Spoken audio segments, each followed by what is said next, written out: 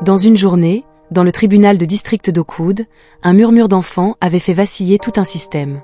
Un procès banal, un mardi pluvieux, une salle d'audience austère aux murs sombres et aux bancs bien alignés. Rien ne laissait présager ce qui allait suivre. Et pourtant, en un instant, le silence solennel avait volé en éclats. Du haut de ses 3 ans, un petit garçon noir s'était levé sur le banc. Il avait levé le doigt, l'avait tendu droit devant lui, et prononcé 2 mots. 2 mots qui allaient faire trembler un homme. C'est lui, maman. D'un ton limpide, presque trop clair pour un si jeune enfant, Isaiah avait désigné un policier entrant par la porte latérale. Thomas Reeves, 15 ans de service, un visage de marbre. Mais cette fois, son masque s'était fissuré. Surprise. Puis peur. Ses mains, autrefois sûres, tremblaient. Tanya Wilson, mère célibataire de 28 ans, avait tenté de ramener le calme. Elle avait murmuré à son fils de ne pas pointer les gens du doigt. Mais Isaiah n'avait pas détourné les yeux. C'est lui, maman. Le méchant de chez grand-mère. Dans la salle comble, chaque mot s'était répercuté comme un coup de tonnerre. Ce que tout le monde pensait être une audience sans enjeu venait de basculer dans l'impensable. Le juge Wilson, réputé pour son impatience face aux interruptions, avait frappé de son marteau. Le tribunal est en session. Ses yeux perçants s'étaient fixés, d'abord sur l'enfant agité, puis sur l'officier visiblement secoué. Tanya avait amené Isaiah avec elle, faute de solution pour le faire garder. Elle n'était présente qu'en tant que témoin dans une affaire de vol ayant eu lieu près de son dépanneur, 6 mois auparavant. Une affaire apparemment sans lien avec l'agent Reeves, ou du moins, c'est ce que tout le monde croyait.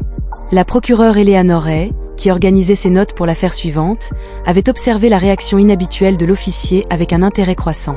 15 années passées en tant que procureure lui avaient appris à reconnaître les signes de culpabilité. Et ce qu'elle avait vu avait éveillé toutes ses alarmes internes. Pause de 10 minutes, avait annoncé le juge, sentant la tension monter. Officier Reeves, j'aimerais vous voir dans mon bureau. Tandis que Reeves boitait légèrement vers la chambre du juge, et s'était discrètement approché de Tanya. Madame Wilson, n'est-ce pas? Pourrions-nous parler un instant? Tanya avait hoché la tête nerveusement, tout en essayant de calmer Isaiah, qui gardait les yeux fixés sur le policier sortant. Votre fils a-t-il déjà eu un contact avec l'agent Reeves? Demanda doucement Hay. Pas à ma connaissance, avait répondu Tanya, confuse. Nous sommes ici uniquement pour l'affaire du vol à main armée. Les assaillants portaient des masques. Je n'ai jamais vu leur visage. Et votre mère, où habite-t-elle? À Eldridge Grove, de l'autre côté de la ville. Elle a été agressée il y a quelques mois. Elle a 72 ans et vit seule depuis la mort de mon père. Tanya s'était interrompue, sa voix faiblissant alors qu'un lien se formait dans son esprit. Les agents intervenus ce jour-là avaient affirmé qu'il s'agissait de jeunes du quartier. L'un d'eux boitait. Elles avaient toutes 2 regardé la porte par laquelle Reeves venait de sortir. Sa démarche inégale prenait désormais une toute autre signification. Dans les minutes suivantes, quelque chose d'extraordinaire avait commencé à se produire. La procureure avait passé un appel urgent, parlant à voix basse et gesticulant avec insistance. 2 agents fédéraux étaient entrés discrètement dans la salle, se positionnant près des sorties. Le téléphone de l'officier Reeves, resté sur la table, s'était mis à sonner sans cesse. Ce que personne ne savait encore, c'est que les 2 mots prononcés par un enfant de 3 ans allaient déclencher la plus grande enquête pour corruption de l'histoire d'Oakwood. Alors que tout le monde regagnait sa place, une question muette planait dans l'air. Comment un si jeune enfant avait-il pu reconnaître un visage qu'il n'était censé n'avoir jamais vu? Dans les 48 heures qui avaient suivi l'incident au tribunal, Tanya Wilson avait vécu entre peur et espoir. La procureure avait ordonné une protection immédiate pour elle, Isaiah, et sa mère âgée.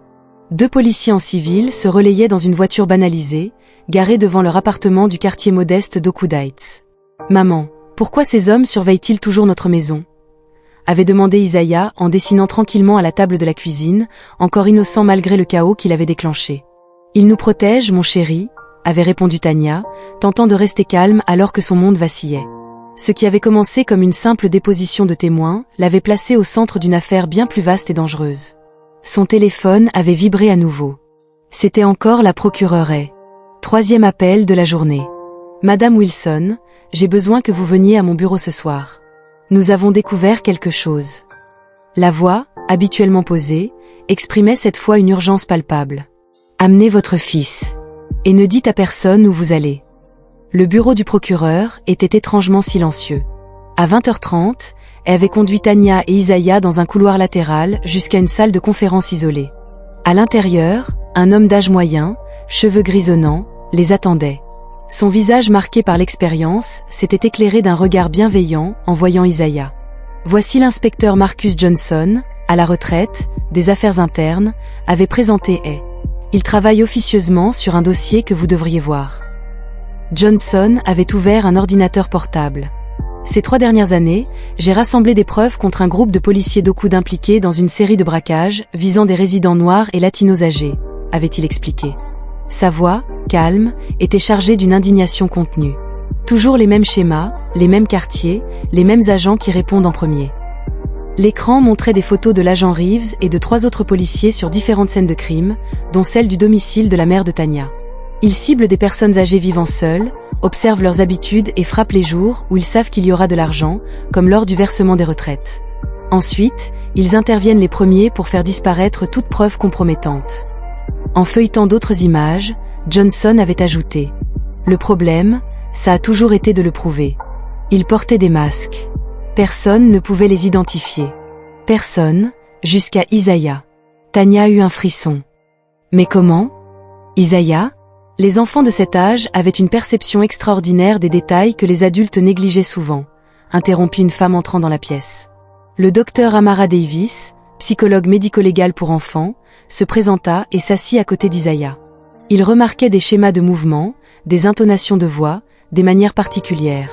Votre fils avait probablement reconnu chez l'agent Reeves quelque chose que les adultes n'avaient pas perçu.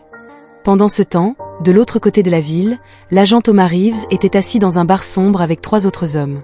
Tous étaient policiers, tous visiblement tendus. Ce n'est qu'une coïncidence. Juste un gamin qui raconte des bêtises, argumente Reeves en avalant son 3e whisky. Rien ne va se passer. Vous avez vu les fédéraux au tribunal, rétorque Thomas, le plus âgé du groupe, le sergent Peterson. Ce n'est rien. Et creuse. Et ce satané Marcus Johnson a été vu au bureau du procureur aujourd'hui. Johnson est à la retraite. Il n'a aucune compétence ni crédibilité. On le considère comme un vieil homme paranoïaque, dit Reeves en essayant de contrôler le tremblement de ses mains. De plus, le chef Rivera est de notre côté. Il l'a toujours été. Pour l'instant, marmonne Peterson. Mais si les médias en entendent parler... Reeves posa sa tasse sur la table. Ce n'est qu'un enfant qui a pointé du doigt. La parole d'un enfant de 3 ans contre 4 policiers décorés. Qui croyez-vous qu'ils vont croire ? Le soir même, le docteur Davis mena une séance spéciale avec Isaiah, utilisant des poupées et des jouets pour l'aider à exprimer ce dont il avait été témoin. Tandis qu'une caméra tournait discrètement, elle lui demanda « Isaiah, peux-tu me montrer ce que le méchant a fait chez grand-mère ?» Isaiah prit une poupée policière et la fit boitiller sur la table. Puis, avec une précision troublante, il imita quelqu'un qui crie sur une femme âgée, exigeant. Il parlait comme ça, dit-il en changeant sa voix enfantine pour un ton plus dur, et il frappait grand-mère quand elle ne trouvait pas l'argent assez vite. Tanya se couvrit la bouche avec horreur. L'enfant n'avait jamais mentionné ces détails auparavant. Il y a autre chose que vous devez voir, dit Johnson en fouillant dans un dossier. C'est une coïncidence trop intéressante pour être ignorée. Il leur montra des relevés bancaires révélant des dépôts importants d'argent liquide sur les comptes des 4 officiers, toujours 2 jours après les vols signalés. Le problème, c'est que nous avions besoin de plus que de simples coïncidences. Nous avions besoin de preuves concrètes reliant directement Reeves au crime, et quelque chose qu'un jury ne pourrait pas ignorer. À ce moment-là, Isaiah, qui jouait tranquillement dans un coin de la pièce, se leva soudainement. « Maman, le méchant homme a laissé tomber ça », dit-il en désignant quelque chose sur le sol de la maison de grand-mère. C'était brillant. Les adultes échangèrent des regards perplexes. « Quelle chose brillante, chérie ?» demande Tanya doucement. « La même chose qu'il avait ici », répond Isaiah, en désignant une photo de l'officier Reeves sur l'ordinateur portable, où un badge de mérite personnalisé brillait sur son revers. Le silence dans la pièce fut absolu. Si le badge de Reeves avait été retrouvé sur la scène de crime et avait disparu pendant l'enquête officielle, cela pourrait être la preuve qui relierait définitivement l'agent au vol. La maison de sa mère, dit et d'une voix soudaine et pressante. Est-ce qu'elle y vit toujours ? La police a-t-elle effectué une recherche approfondie après le vol ? Oui, elle y vit encore. Et non, ils ont été superficiels dans leurs recherches. Ils ont conclu à un cas courant d'adolescents du quartier s'introduisant par effraction dans une maison. Le regard échangé par Johnson et Davis en disait long. Si le badge était toujours là, caché quelque part dans la maison de la vieille femme, ils auraient la preuve matérielle dont ils avaient besoin pour faire tomber non seulement Reeves, mais potentiellement toute l'entreprise criminelle. Pendant ce temps, à l'insu de tous les membres du groupe, le chef de la police Rivera avait signé un ordre de transfert urgent pour la destination de l'officier Reeves, un petit poste de police à la frontière mexicaine. Le transfert serait effectif dans 72 heures, le temps nécessaire pour que toute enquête préliminaire perde son principal suspect. Ce qu'aucun d'eux n'aurait pu prédire, c'était que la petite main qui avait désigné un policier corrompu au tribunal allait déclencher non seulement la chute de quelques policiers malhonnêtes, mais aussi de révéler tout un système construit sur les préjugés et l'exploitation des plus vulnérables. Chez la mère de Tania, une recherche minutieuse commença à 5h30 du matin. Le procureur avait obtenu un mandat d'arrêt d'urgence signé par un juge fédéral, contournant la juridiction locale, un détail crucial qui empêchait le département de police d'Oakwood d'intervenir. Pendant 2 heures, l'équipe d'enquêteurs judiciaires passa au peigne fin chaque centimètre du petit appartement. Rien, soupira Johnson, l'air vaincu pour la première fois. Si le badge avait été ici, il a été retiré. C'est alors qu'Isaiah, qui observait avec de grands yeux, tira sur la manche du docteur Davis. La chose brillante est tombée ici, dit-il astérisque en désignant un petit espace entre le vieux canapé et le mur. Elle a fait du bruit quand elle a touché le sol. Les enquêteurs déplacèrent les meubles lourds avec précaution. Rien de visible. Mais lorsqu'ils utilisèrent une petite caméra à fibre optique pour examiner la fissure dans la plainte, elle y était. L'insigne personnalisé de l'officier, Reeves, se trouvait dans une petite ouverture entre le sol et le mur, avec ses initiales TR gravées au dos. « Nous vous avons maintenant », murmura Hay, les yeux brillants de détermination, tandis qu'il tenait la preuve avec une pince à épiler et la plaçait dans un sac en plastique. Ce qui se passa au cours des 24 heures suivantes ressemblait à un film d'action en accéléré. Tandis que le procureur demandait des mandats d'arrêt et de perquisition pour les domiciles des 4 officiers suspectés, le chef Rivera était dans son bureau, en train de finaliser les documents pour le transfert immédiat de Reeves. Ce satané gamin, murmure Rivera pour lui-même, ignorant que sa secrétaire écoutait à travers la porte entr'ouverte. 1 an avait été nécessaire pour construire ce projet, et un enfant de 3 ans allait tout ruiner. Sa secrétaire, Sandra Pearson, travaillait pour le département depuis 20 ans. Toujours loyale, toujours discrète. Mais ce matin-là, elle fit quelque chose de différent. Elle prit son téléphone et composa un numéro qu'elle avait enregistré depuis des années, mais qu'elle n'avait jamais eu le courage d'utiliser, la ligne d'assistance téléphonique du FBI. Le journal numérique local, l'Oakwood Herald, avait reçu une information anonyme à 14 heures. À 15 heures, un article questionnait déjà le transfert soudain de l'agent Reeves. À 16 heures, les principaux médias nationaux spéculaient sur l'affaire impliquant un enfant de 3 ans qui avait dénoncé un policier corrompu. Le sergent Peterson se rendait en voiture à une réunion d'urgence dans un entrepôt abandonné à la périphérie de la ville lorsqu'il aperçut les premières voitures du FBI bloquant l'entrée. Il tenta de faire demi-tour, mais il était trop tard. Le soir même, l'agent Reeves regardait les informations dans son appartement, une valise à moitié pleine posée devant la porte. Son téléphone sonnait sans arrêt. Appel de Peterson, de l'avocat de l'association de police, du chef Rivera. Il les ignora tous. Nous sommes en direct devant le commissariat d'Oakwood, où des agents fédéraux viennent d'entrer avec des mandats de perquisition et d'arrestation, annonce le journaliste. Des sources avaient confirmé que l'enquête portait sur une série de vols visant des résidents noirs et latinos âgés. La sonnette retentit. Reeves sut d'eux qu'il s'agissait avant même d'ouvrir la porte. Le lendemain matin, la une de l'Oakwood Herald affichait une photo de 4 policiers menottés, escortés hors du commissariat. La légende disait « La vérité dite par un enfant ». Un garçon de 3 ans révélait un plan de corruption policière. Une semaine plus tard, devant un tribunal fédéral, la juge Martha Coleman avait regardé les accusés avec sévérité. La salle d'audience était pleine à craquer. Victimes, familles, journalistes, et au premier rang, Tania Wilson tenait Isaiah sur ses genoux. Ces hommes ont juré de protéger et de servir, déclare la procureure et dans sa déclaration d'ouverture. Au lieu de cela, ils avaient exploité leur autorité pour terroriser les plus vulnérables d'entre nous. Ils avaient choisi des victimes âgées, principalement noires et latinos, pensant qu'elles seraient des cibles faciles et que leur voix ne serait jamais entendue. Elle marqua une pause et se tourna vers Isaiah. Ils n'ont pas compté sur la voix d'un enfant, une voix qui ne connaît ni préjugés ni peur, et qui sait reconnaître la vérité quand elle la voit. Le procès ne dura que 3 jours. Les preuves étaient accablantes, le badge retrouvé, les relevés bancaires, les témoignages d'autres victimes qui se sentaient enfin libres de s'exprimer, et le témoignage étonnamment clair d'Isaiah, donné dans une salle spécialement aménagée pour les enfants. À la lecture du verdict final, coupable de tous les chefs d'accusation. Un silence respectueux s'était abattu sur la salle, puis, lentement, une femme âgée au deuxième rang s'était mise à applaudir. Bientôt, toute la galerie s'était jointe à une ovation debout qui avait semblé interminable. À l'extérieur de la salle d'audience, sous les flashs incessants des appareils photos, une journaliste s'était approchée de Tania. « Qu'est-ce que cela vous fait de savoir que votre fils a changé tout un système ?» Tania regarde Isaiah, qui joue inconsciemment avec un petit camion de pompiers, complètement inconscient d'être devenu un symbole de justice et de changement. « Je pense que c'est ce que nous devons apprendre, » répond-elle, sa voix gagnant en force à chaque mot. Voir le monde à travers les yeux d'un enfant, sans préjugés, sans crainte de pointer du doigt ce qui ne va pas, même lorsque le mal porte un uniforme et un badge. La caméra s'était concentrée sur Isaiah jouant paisiblement. À l'arrière-plan, les familles des victimes s'embrassaient, souvent en larmes. Certaines tenaient des photos de leurs proches âgés qui n'avaient pas vécu assez longtemps pour voir ce jour de justice. D'un geste d'enfant était née une révolution bien plus grande que quiconque aurait pu l'imaginer. 6 mois après le procès qui avait secoué Oakwood, la ville avait été transformée. Ce qui avait commencé par 2 simples mots d'un enfant de 3 ans avait déclenché de profonds changements structurels dans le système judiciaire pénal.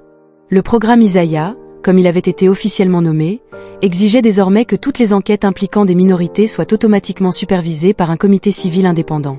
Les caméras corporelles étaient devenues obligatoires, et un système innovant de détection comportementale basé sur l'intelligence artificielle identifiait les comportements suspects des policiers. « Je n'aurais jamais imaginé que mon fils changerait les lois », déclare Tania Wilson lors de la cérémonie d'inauguration du nouveau centre de justice communautaire baptisé en l'honneur d'Isaiah. Devenue coordinatrice d'un programme rapprochant la police des communautés marginalisées, elle avait trouvé sa véritable vocation. À travers la ville, derrière les barreaux du pénitencier fédéral à sécurité maximale, l'ancien officier Thomas Reeves avait regardé la cérémonie sur une petite télévision dans la zone commune. Sa peine de 25 ans sans possibilité de libération conditionnelle lui semblait encore plus lourde lorsqu'il avait vu le petit Isaiah, désormais âgé de 4 ans, couper le ruban avec des ciseaux en plastique coloré. « Éteignez ça », murmure l'ancien chef riverain, qui purgeait lui aussi une peine dans le même complexe pénitentiaire. Ses cheveux, autrefois parfaitement teints, montraient désormais des racines blanches, un petit symbole de la dignité qu'il avait perdue avec son empire criminel. L'enquête avait révélé que le programme ciblant les personnes âgées noires et latinos était en cours depuis plus d'1 décennie. Plus de 50 policiers avaient été licenciés et 11 purgeaient des peines lourdes. Les 12 millions de dollars récupérés sur des comptes offshore avaient été versés dans un fonds d'indemnisation pour les victimes. L'affaire Isaiah a tout changé, expliquait, devenu procureur général, lors de sa conférence à la faculté de droit de Harvard. Cela nous a obligés à reconnaître que les préjugés ne sont pas seulement un problème individuel, mais un problème systémique. Lorsque des institutions entières sont construites sur des préjugés, elles échouent précisément envers ceux qu'elles sont censées protéger. La mère de Tania, remise de son traumatisme, était devenue une ardente défenseur des victimes âgées de crimes. Son témoignage devant le Congrès avait été crucial pour l'adoption de la loi sur les communautés vulnérables. Le détective à la retraite Johnson avait enfin reçu la reconnaissance qu'il méritait. Après avoir été qualifié de paranoïaque et de difficile pendant des années, il avait reçu la médaille d'honneur civile et avait été invité à diriger la commission de réforme de la police. Isaiah avait grandi sans se rendre compte de sa renommée. Pour lui, les policiers n'étaient plus des figures menaçantes. La nouvelle génération d'officiers, formés selon des protocoles stricts contre les biais, visitait fréquemment son école pour des séances éducatives. Les enfants voient la vérité que les adultes ignorent souvent, observa le Dr Davis dans son nouveau livre à succès sur la perception des enfants. Ils ne sont pas aveuglés par les uniformes, le statut ou le pouvoir. Ils voient les gens tels qu'ils sont vraiment. Le dernier jour de l'année scolaire, l'enseignante d'Isaiah avait demandé à chaque enfant ce qu'il voulait faire quand il serait grand. Quand ce fut son tour, il répondit sans hésitation. « Je veux être juge, pour m'assurer que tout le monde soit traité de manière égale. » La salle avait éclaté en applaudissements, même si Isaiah ne comprenait pas vraiment pourquoi. Pour lui, c'était tout simplement la bonne chose à faire. Par une froide matinée d'hiver, 2 ans après le procès historique, Tania avait trouvé une enveloppe dans le courrier. À l'intérieur se trouvait un chèque d'indemnisation conséquent et une lettre. Elle venait de Sandra Pearson, l'ancienne secrétaire du chef Rivera, qui dirigeait désormais le programme de protection des lanceurs d'alerte. « J'ai passé des années en silence, à être témoin de l'injustice par peur, » écrit-elle. « Votre fils m'a appris que le courage n'a pas d'âge. Parfois, il suffit de 2 mots simples pour changer le monde. Il l'a fait. » Tania avait souri en regardant Isaiah jouer dans la cour avec son nouvel ami, le fils d'un des policiers à la retraite qui travaillait désormais avec le programme communautaire. Les enfants couraient sans souci, inconscients des barrières qu'ils avaient brisées ensemble. La véritable justice, déclara Tania, ne consiste pas seulement à punir les coupables, mais à construire un monde où nos enfants peuvent grandir sans craindre ceux qui jurent de les protéger. L'histoire d'Isaiah nous rappelait que parfois, il faut l'innocence d'un enfant pour révéler les vérités les plus dures. Dans un monde de complexités adultes et de systèmes brisés, notre plus grand espoir réside peut-être dans la simplicité de la vérité vue à travers des yeux qui n'ont pas encore appris à détourner le regard. Merci d'avoir regardé, et à la prochaine dans une nouvelle vidéo.